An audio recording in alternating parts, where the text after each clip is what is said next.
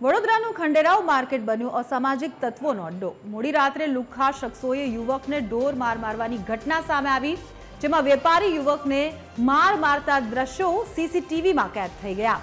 યુવકે લુખ્ખા શખ્સોને દારૂ પીતા રોકતા આ માર મારવામાં આવ્યો।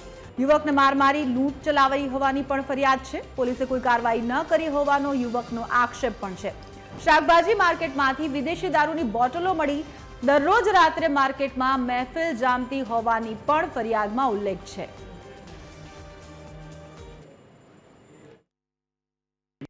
આ જે લોકો આવે એ મહેફિલ કરે છે, અહીંયા ગાડી અડધી રાત્રે આવીને દારૂ પીએ છે અને વહેલી સવારે કંઈક જતા રહે છે। અમને કશી ખબર પડતી નથી, પણ અહીં ખાલી બોટલો પડેલી હોય છે એ જોવા મળે છે। કેટલા વાગે અહીંયા આવે છે? વહેલી સવારે આવે છે। હવે ટાઈમ તો હવે અમને ખબર નહીં। હવે દુકાનની આગળ જ બેસી રહે છે? આ દુકાનની સામે જ આ ઓટલો છે, એની પર બેસી રહે છે એ લોકો।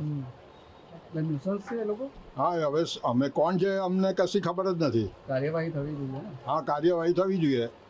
વડોદરામાં ગાયકવાડી સમયનું ખંડેરાવ માર્કેટ કે જે શાકભાજી માર્કેટ તરીકે ખૂબ વિખ્યાત છે, હવે આ માર્કેટ અસામાજિક તત્વોનો અડ્ડો બનતું જાય છે। મોડી રાત સુધી અહીંયા મહેફિલો જામતી હોય છે અને આ તમામ વચ્ચે ઘટના એવી બની છે કે અસામાજિક તત્વોએ એક યુવાને જ્યારે વિરોધ કર્યો ત્યારે તેને ખૂબ માર મારવામાં આવ્યો। યુવાન આપની સાથે છે, પોતે વેપારી છે। ભાઈ, આપનું નામ શું છે? અહીંયા આપ શું કરો છો? સાહેબ, મારું નામ ગૌરાંગ પટેલ છે। હું અહીંયા ખાસા ટાઈમથી છેલ્લા પાંચ વર્ષથી કન્ટિન્યુઅસ વેપાર કરું છું અને શાકભાજીનો।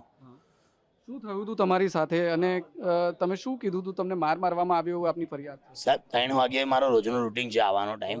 સવારે 3 વાગે બ્રહ્મ મુહૂર્તમાં આવવાનો ટાઈમ છે। પગે વગે લાગુ, પૂજા કરું તો મારો આવવાનો જો ટાઈમ હતો તો અહીંયા બે થતો આ જ જગ્યા પર દારૂ પીતા હતા અને સદભાગ્યે કેમેરોમાં આવી ગયું છે તમે, અને અહીં ઘડી મને ઊભો રાખ્યો। મને કે કોણ છે બે, તું આમ છે તેમ છે।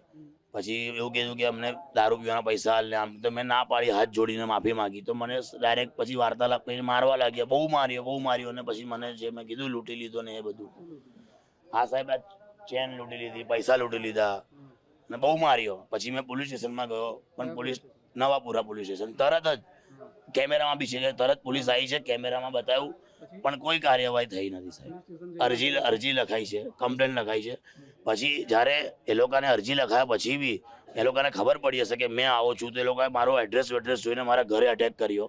મારી મમ્મી એટલી ગભરાઈ ગઈ છે કે તમને વિડીયો આપવા બી નહીં માગતી, કે ઘરે આવીને એટલું ન્યુસન્સ બનાવ્યું કે આજુબાજુવાળા મહોલ્લાના નાના છોકરાઓના ઘરમાં ઘૂસી ગયા કે અહીંયા રહે છે કે ત્યાં રહે છે કે ત્યાં રહે છે એમ પૂછતા હતા। આ લોકો કોણ છે? તમે ઓળખો છો? આજે એ તત્વોને મેં 2 દિવસમાં ઓળખાણ બનાવી લીધી કે કોણ છે। આ માળી સમાજમાં એક બલ્લી નામનો તત્વ છે, એ આ લુખ્ખા તત્વોને પનાહ આલે છે। અને એ લોકોનું નામ શું છે? આ લોકો એનું નામ એક સુનિલ કહાર ઉર્ફ ફાફડો। જો આ યુવાનની વ્યથા છે, વેદના છે, જે પોતે લૂંટનો ભોગ બન્યો છે, એ જે તત્વો અહીંયા મોડી રાત સુધી મહેફિલ જમાવે છે અને તેનો વિરોધ કરવા ગયો ત્યારે તેને મારવામાં આવ્યો। સીસીટીવીમાં પણ સ્પષ્ટપણે જોઈ શકાય છે કે વિરોધ કરવા પર યુવાનને કઈ રીતે લુખ્ખા તત્વોએ માર માર્યો છે। સવાલ એ છે કે વડોદરા પોલીસ આ મામલે શું કરી રહી છે? અહીંથી માત્ર 200 મીટરના અંતરે નવાપુરા પોલીસ સ્ટેશન છે। આ યુવકે ત્યાં જઈને ફરિયાદ પણ નોંધાવી। આ ઘટનાને 3 દિવસ થયા છે, પરંતુ પોલીસે અત્યાર સુધી કાર્યવાહીના નામે કંઈ જ કર્યું નથી અને યુવાન જે હુમલાખોરો છે તેમની હિંમત એટલી વધી ગઈ કે આ યુવાનના ઘરે જઈને પણ હુમલો કરી દીધો। એવામાં વડોદરા પોલીસની કાર્યવાહી સામે પણ સવાલ ઉઠવા સ્વાભાવિક છે। કેમેરામેન જિગ્નેશ સોલંકી સાથે અમિત ઠાકોર, TV 13 ગુજરાતી, વડોદરા।